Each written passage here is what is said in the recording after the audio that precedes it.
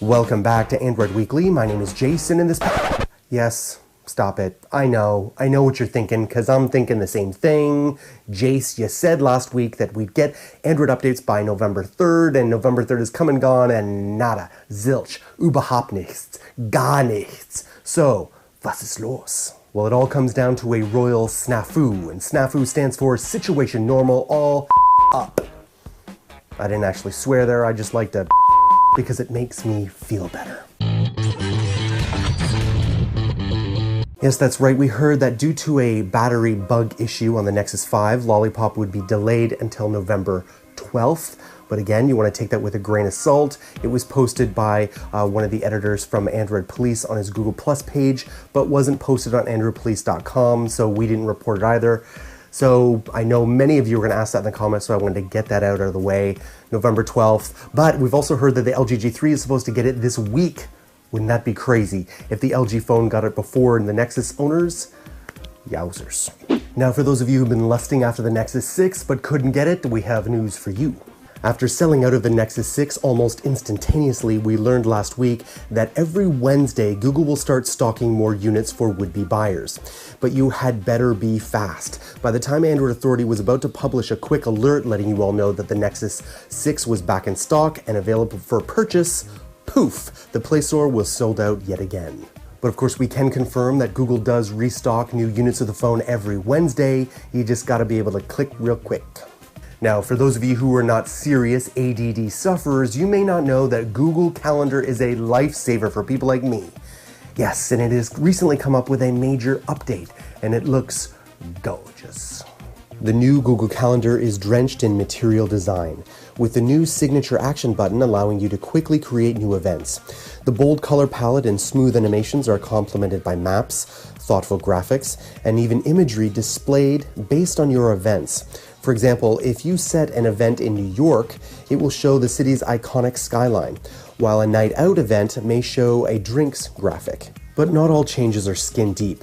The most exciting addition in terms of functionality is events. Basically, Google is bringing some features of Google Now to Google Calendar. When you receive emails confirming dinner reservations, concerts, or just a meeting, for example, entries will be automatically created in your calendar. Even better, Google Calendar will automatically update those entries when you receive subsequent emails changing the details of the event. Yes.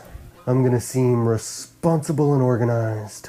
Now, you all knew this was coming, rumors surrounding the Samsung Galaxy S6. According to Samsung Mobile, which has had a great track record with Samsung rumors in the past, claims that it will likely have a Quad HD 2560x1440 display, though nothing has been offered about the screen size, but we're guessing between a 5.3 and a 5.5 inch. The camera will possibly be a 16 megapixel with OIS, and the front-facing camera will be 5 megapixels. It will have a storage capacity of 32, 64, and 128 gigabyte variants, and the system on a chip will either have an Exynos 7420 octa-core 64-bit or the Snapdragon 810 64-bit. Now, if you guys remember, I got really psyched up for all the hype surrounding the Samsung Galaxy S5, and when it came out, I was underwhelmed to say the least. So I am cautiously optimistic. I'm hoping for a real whopper. We shall have to wait and see.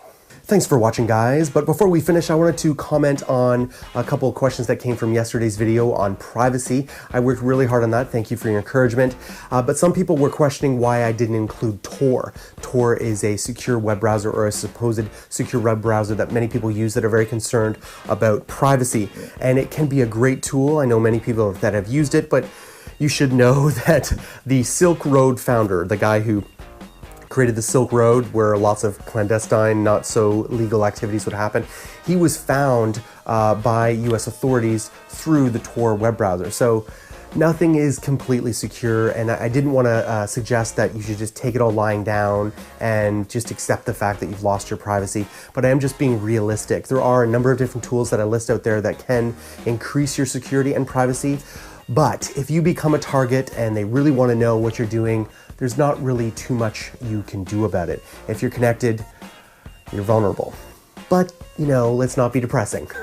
You don't want to forget about my brothers in Android, Josh, Joe, and the Tech Ninja, Kevin, Lon, and Chris, all working really hard to deliver the best content on the web.